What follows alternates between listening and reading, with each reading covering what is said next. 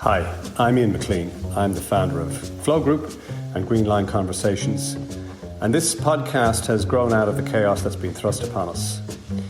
During the podcast, I'm going to try and share with you the best of 25 years of helping corporate organizations deal and cope with change. So, as you're out there, busy making sense of it all, trying to cope, and maybe in some cases trying to rebuild your organizations, I'm hoping that some of this can be of some assistance. We'll keep it deliberately short, because I know you're busy. Let's dive in. Last week, we hosted a Flow CEO Forum, which was the first of its kind virtually, where we invited 10 CEOs from non-competing industries and non-competing organizations together in an open space environment to share what Marvin Gaye might describe or ask as, what's going on? There were 5 nationalities, 10 different businesses. And there were 2 main insights that came from the 90-minute discussion that we had. The first was the isolation of the leader. As leaders, we're currently getting up in the dark, logging off in the dark, and all the way in between, we're going from meeting to meeting to meeting, mostly helping to empty the cup of others. And the question became, from a leader's perspective, who is emptying your cup? The second biggest insight was to the question, what is the biggest challenge you are currently facing as a leader at this moment? And surprisingly, it had nothing to do with revenue or profit. It had nothing to do with digital transformation or supply chain or market share. The number one cause of concern for 9 out of 10 of the CEOs assembled was our people are struggling. I'm going to come back to the people struggle in a second. A few years ago, I interviewed on stage live Dave Wehner, who's the CFO of Facebook Global. This was done in a hotel in the days that we used to go to hotels in front of a live audience of about 300 CFOs. Interview lasted about 45 minutes. Directly after the interview was over, there was a Q&A, and one of the most interesting questions came from the floor of one of the members. And they said, my niece has just graduated as an accountant trainee and is going into industry for the first time and starting her career as an accountant. What's the number one piece of advice you would give her starting off? To which Wayner replied, study psychology. It wasn't really even tongue-in-cheek. It reminds me of the Henry Kissinger observation that the further up the food chain you go in life, the more it becomes only about who is sitting on the other side of the table. The one thing that we know about this pandemic is that the trauma that it's created, and it's created many traumas, at its core above all else, is a human trauma. And at the center of that human trauma is the feeling of, or the fear that we've lost control. And this loss of control, which is one of the foundational fears of humanity, is based on 2 elements. It categorizes itself into the economy and the autonomy, both of which we feel are out of control. Economy, why? Because we just don't know how long this is going to last. The vaccine rollout, how that's going to work, infections and cases and numbers, the implications for our industry, the implications for our business. And then on the autonomy side, we can't control our movement. We're restricted in where we could go and how far.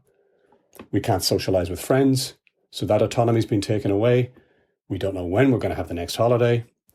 The kids are all over us in homeschooling currently, so our personal autonomy has gone out of control. So, ironically enough, work, which is normally the bête noire of life and the thing that we feel we have to do, suddenly becomes an opportunity or a refuge. Every strength is a weakness in some context, and every weakness is a strength. As a leader, as the person who's captaining the ship in the workplace, with your team or with your business or with your enterprise, you have the capacity, the ability, and the mandate to be able to help people and help people take back control. And I don't mean that in any populist way.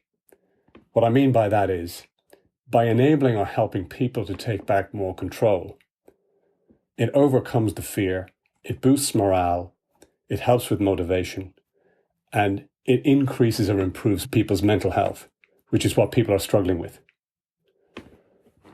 We're going to spend the rest of the episode talking about what that looks like. So how can you as a leader, with this valuable mandate that you have to help people take control, which is going to be the antidote to a lot of the ills that they have, how do you do that? In the time that we have, there are 3 things that I want to focus on. And before I do that, I just want to talk about expectations around what you can't do, as well as what you can do. There are many, many leaders that I deal with who are tormented and tortured and crippled by the idea that their people are struggling, and they feel responsible and they feel accountable. So the piece of self-compassion is to realize for yourself that what you can't do and what you are not is Albus Dumbledore. You do not have a magic wand. You are not the wizard who can just cast a spell that's going to make all of people's ills go away. So by just recognizing that, allowing your own compassion and empathy to realize that there are limitations to what you can do for your people as a leader is already a start for you in your mental approach to how you help people. So what can you do? Well, there are 3 things that you can do. And going back to our Psychology 101, there are 2 principles around motivation that are basic things to understand as a leader. The first is that people do not do nothing.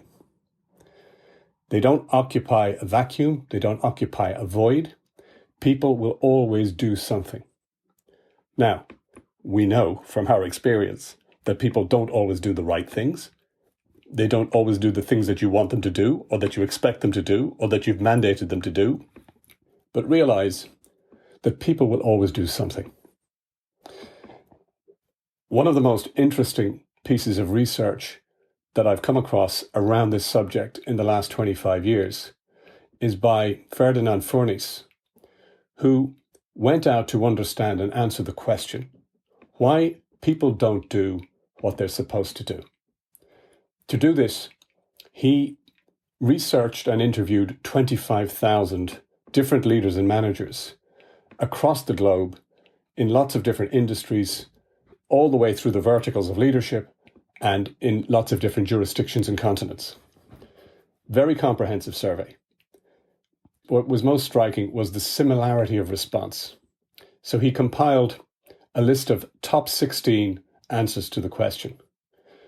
But there were 2 answers to the question that appeared in the top 3 in 99% of all responses.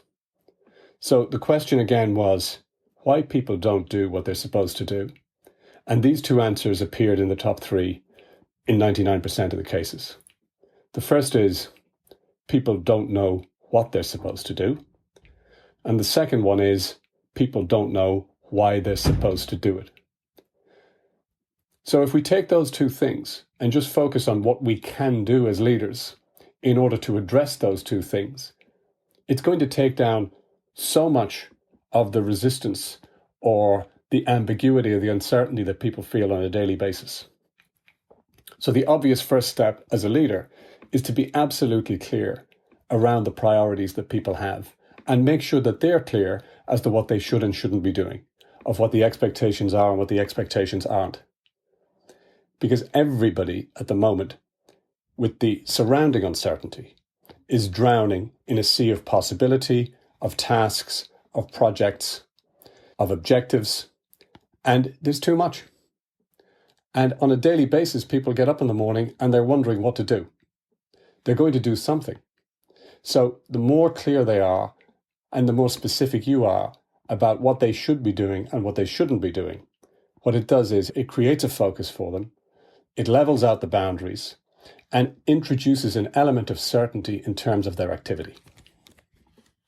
Principle number 2, Psychology 101, is that there are only two reasons in the world why humans take action and behave in a particular way. They're either moving towards pleasure or moving away from pain. That's the only motivations that people have to act.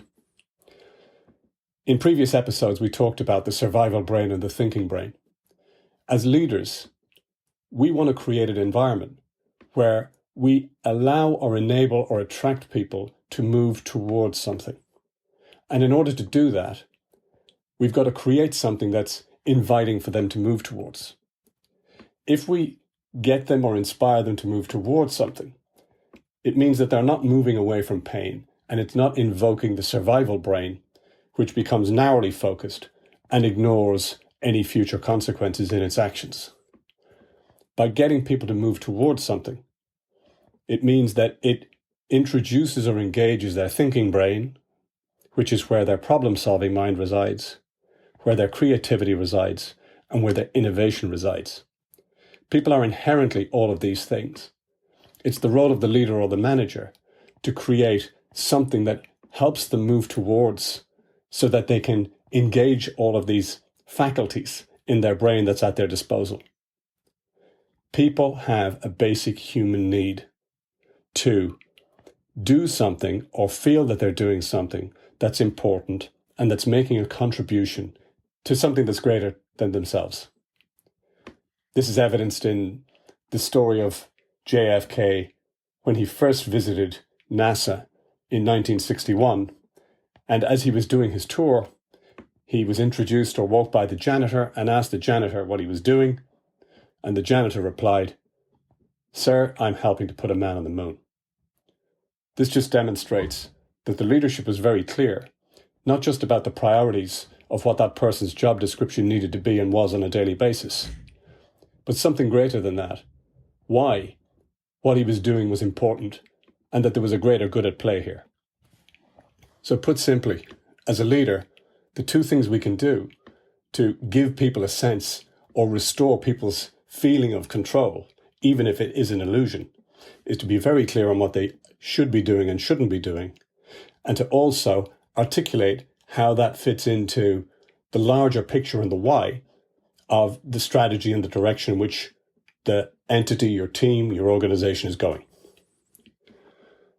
The third thing is that in an environment of total volatility, we need to commit to regularly tapping in with our people, to adjust if things are going off the course, and to confirm when people are on track. Managers and leaders are typically very good at doing the adjustments and finding out and tapping in with people when things are going off track. But at this time when people are looking for reassurance, looking for understanding that they're on the right track, more than ever, to inspire them to go and do more of what you want them to do, the ability to tap in, check in, and confirm that people are on the right track more frequently and more regularly becomes even more invaluable. The other reason that we need to check in more regularly with our people is that in the current volatility, we may need to regularly recalibrate what the priorities are and reset why it's important that these priorities have changed. So in summary, there are only two questions you need to ask yourself to have the maximum impact in these two areas. The first is, are your people clear? Is each individual clear on what their priorities are and what they should be working on? And more importantly, what they shouldn't be working on in terms of those priorities. And secondly, do they understand where that activity and that focus is leading and why it's important to the overall team, to the overall strategy, to the overall enterprise at this point? If you can answer those two questions, then be assured that your people are going to struggle less.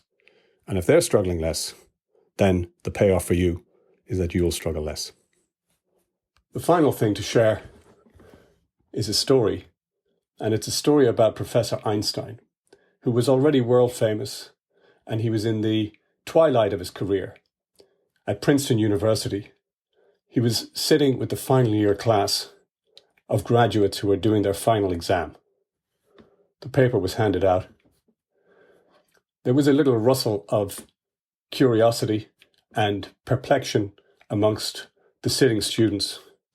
One student was emboldened enough to take the paper, bring it to the front of the room, and ask Professor Einstein, "Professor, the paper we've just received, it's exactly the same paper as the one we got last year."